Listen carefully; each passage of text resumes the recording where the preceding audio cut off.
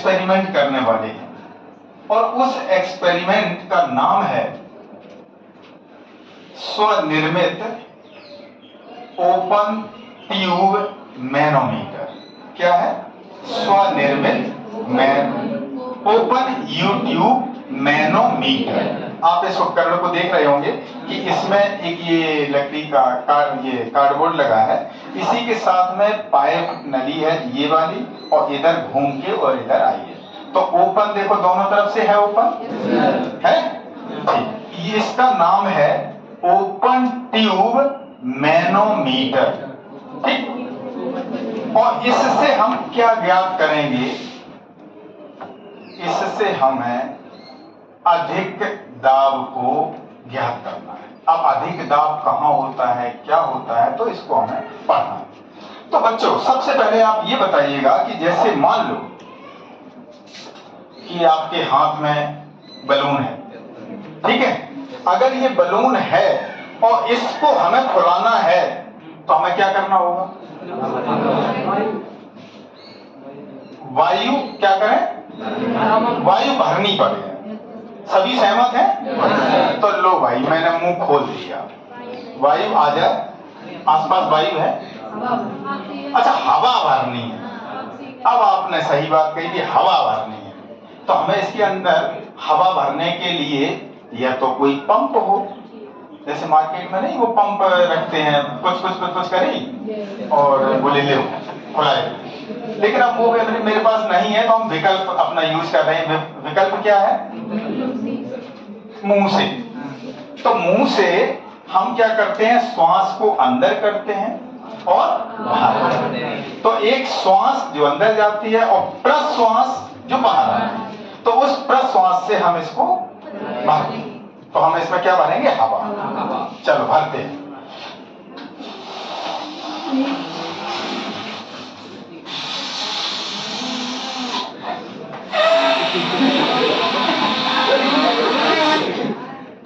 इतनी ताकत लगाई तब ये इतना फूला, और फुलाने हैं, मजा आ रहा है। इतना ही रहने दें। अच्छा चलो, हमने इसके अंदर क्या भर दी? हवा। हवा और वायु में अंतर क्या है? हम बोर्ड की तरफ चल रहे हैं। हवा और वायु, हवा को विंड कहते हैं और वायु को एयर कहते हैं। तो पहले आप बताओ हवा और वायु में अंतर क्या है? जब आपकी साइकिल पंचर हो जाए या हवा पहली बार लगे या उसकी कम हो जाए, तो हम जब दुकान पे जाते हैं तो का दुकानदार से का बात हो जाना? हवा। सबको पता है हवा। क्यों कहते हैं हवा? हम ये क्यों नहीं कहते कि वायु भर दो? तो वायु हवा में का अंतर है?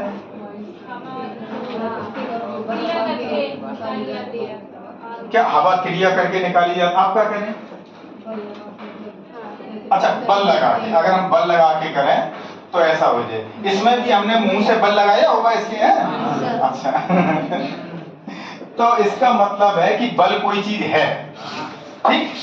तो यहाँ पे बल का मतलब नहीं है, यहाँ पे मतलब है कि अगर अपने आसपास हम जानते हैं कि वायु है और वायु का मंडल है, उस वायुमंडल का दाब हमेशा हमारे सबके ऊपर लगता रहता है। और वो वायुमंडलीय दाब कितना होता है? वायुमंडलीय दाब कितना होता है? वो जो होता है 1.01 गुणा 10⁵ न्यूटन प्रति मीटर स्क्वायर, या इसी को हम पास्कल भी कहते हैं। क्या कहते हैं? Very good. हम इसी को हम लिख सकते हैं समझने के लिए 1,00,000 न्यूटन प्रति मीटर स्क्वायर। इसका मतलब हुआ 1 मीटर स्क्वायर के क्षेत्रफल में, 1 मीटर स्क्वायर क्षेत्रफल कितना हुआ? 1 मीटर लंबा 1 मीटर चौड़ा, गुणा कर दो 1 मीटर स्क्वायर क्षेत्रफल हो गया। इस क्षेत्रफल पर सदैव कितना बल काम करता रहता है? 1,00,000 न्यूटन। और न्यूटन आप सबको पता है कि 1 न्यूटन कितना होता है? 100 ग्राम भार के बराबर। वेरी गुड, शाबाश, बहुत बढ़िया। तो हमने इस समय इसके अंदर का भर दी हवा, हमने इसको बंद कर दिया। अब इसके अंदर क्या है? वायु। अब आपने क्यों वायु बोला? क्योंकि स्थिर है, ऐसा अपने मान के चलते कि ये स्थिर है। जबकि इसके अंदर के कण हमेशा अनियमित गति कर रहे होंगे और दीवारों पर टक्कर मार रहे होंगे, और इन्हीं दीवारों के जो टक्कर का मतलब है बल लगा रहे होंगे बाहर की ओर, और बाहर की जो वायु है वो इस पर सभी पर अंदर की ओर क्या लगा रही होगी, बल लगा रही होगी। तो अगर हम चित्र बना के आपको बताएं कि अगर ये इस तरीके से है बलून, तो यहां पर सभी तरफ से बल लग रहा होगा, मतलब बाहर से अंदर की ओर, लेकिन अंदर वाली जो वायु है वो किधर लगा रही होगी, बाहर की ओर लगा रही होगी। दोनों बल संतुलित हो गए होंगे, तभी तो इस समय इसने फूलना बंद कर दिया। अब मेरा प्रश्न है कि क्या इसके अंदर जो वायु है उसका जो प्रेशर है या उसका जो दाब है, और इसके बाहर की जो वायु है उसका जो दाब है जो इस पर लग रहा है, क्या दोनों बराबर हैं या अंतर? अब आप कहो कि दाब क्या होता है, तो यहां पे हम बता दें कि दाब बराबर होता है बल बटे क्षेत्रफल।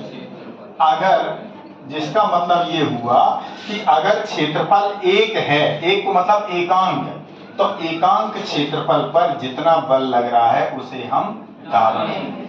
अभी हमने पूरे की बात करी, अब हम पूरे की नहीं करने वाले, अब हम एक छोटे से हिस्से की करने वाले हैं। ठीक, देखिए इस पर हमने एक छोटा सा ये बिंदु लगा दिया।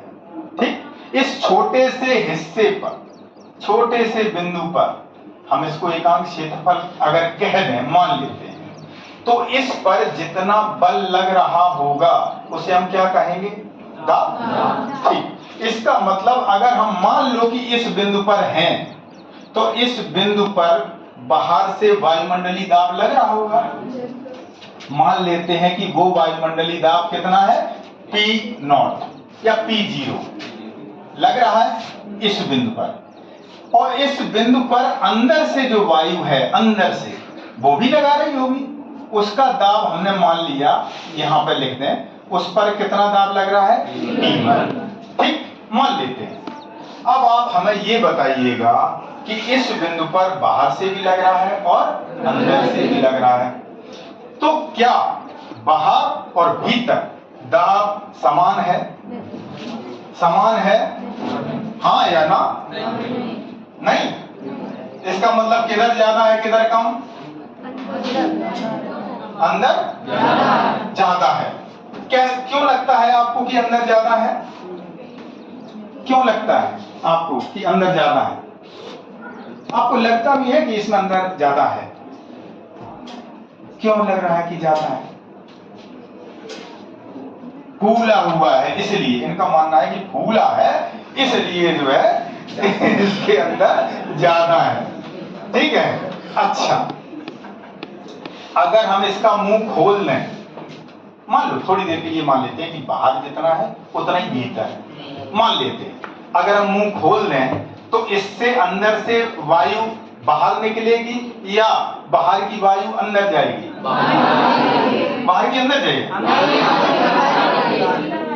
अंदर वाली बाहर निकलेगी, अंदर वाली बाहर निकलेगी। इसका मतलब है कि दोनों के प्रेशर में या दोनों के दाब में अंतर है।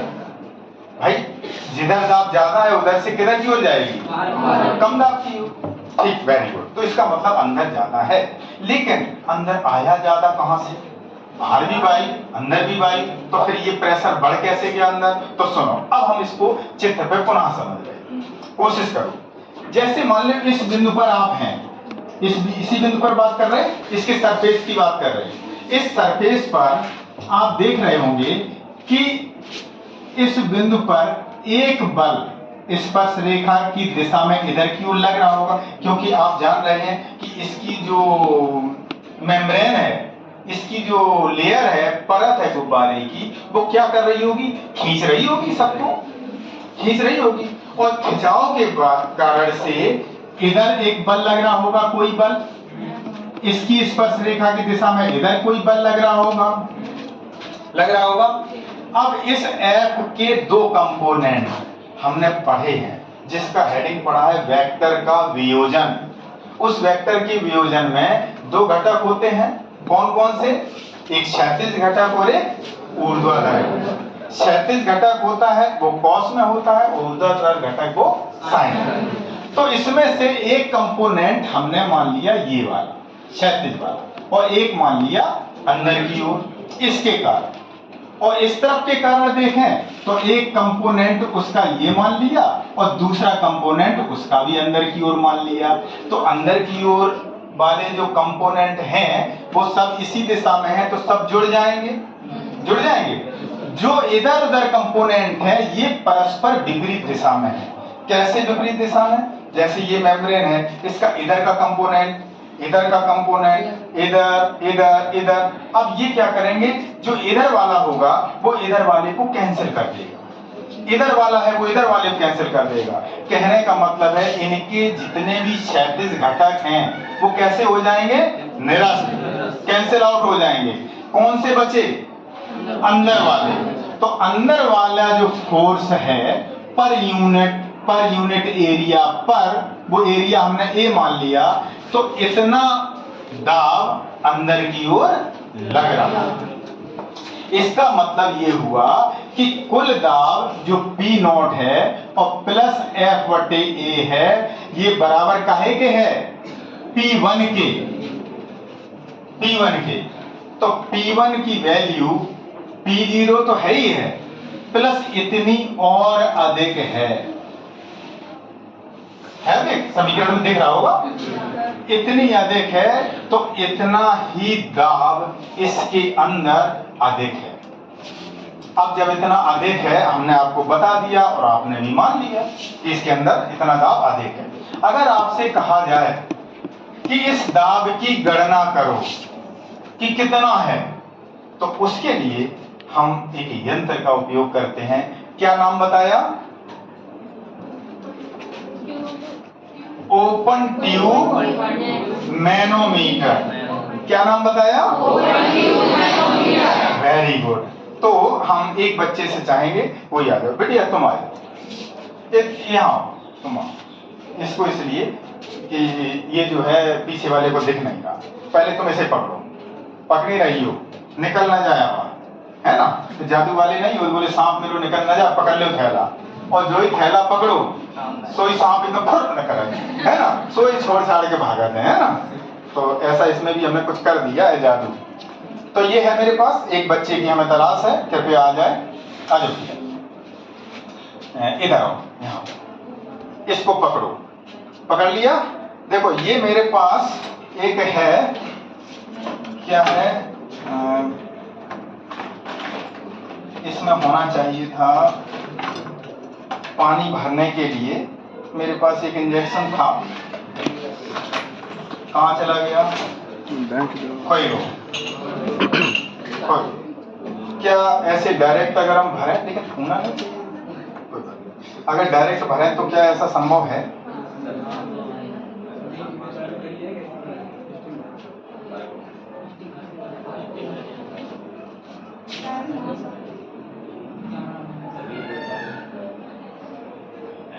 भर गया? हाँ भर गया। देखो अपना काम हो गया, इसका मतलब हमने जुगाड़ लगाई, है ना? तो देखो अगर हम इसको संतुलन में करें तो चूंकि ये है पानी, इस पानी में हमने थोड़ा सा कलर मिला दिया जिससे आपको दिखे। अब इसको अगर हम समतल पर रखते हैं, ऐसे रख दिया, तो आपको दिख रहा होगा कि यहाँ इस भुजा में पानी कुछ ऊंचाई तक होगा। बेटिया इधर आओ, इधर आओ, जितनी ऊंचाई इधर खड़ी हो, हाँ जिस ऊंचाई तक हो वहां निशान लगाओ, लगा दिया, इधर भी लगा दो,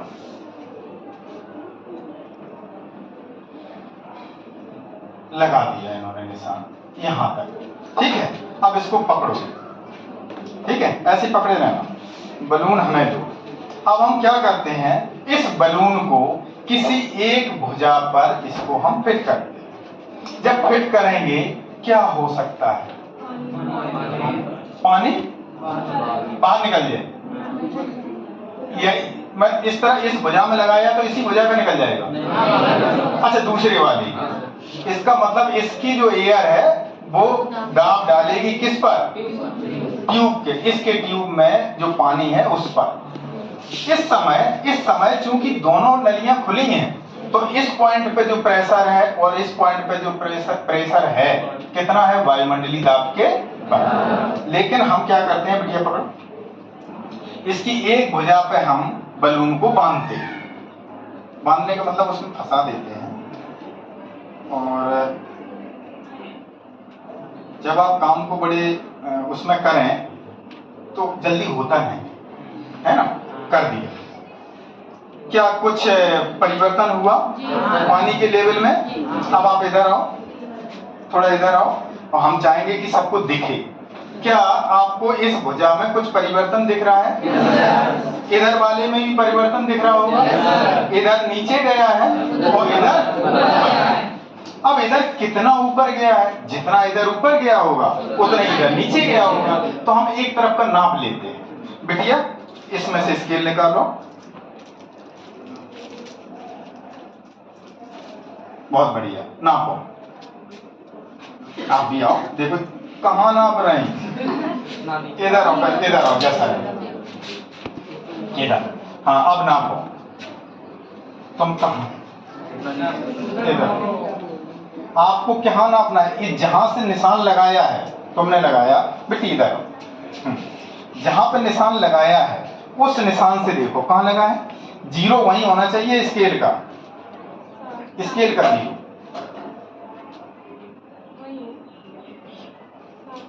कितना है? 7 सेंटीमीटर है। अगर 7 सेंटीमीटर ये भुजा ऊपर हुई है तो 7 इधर हो गई, तो टोटल दाब का अंतर कितना हो गया?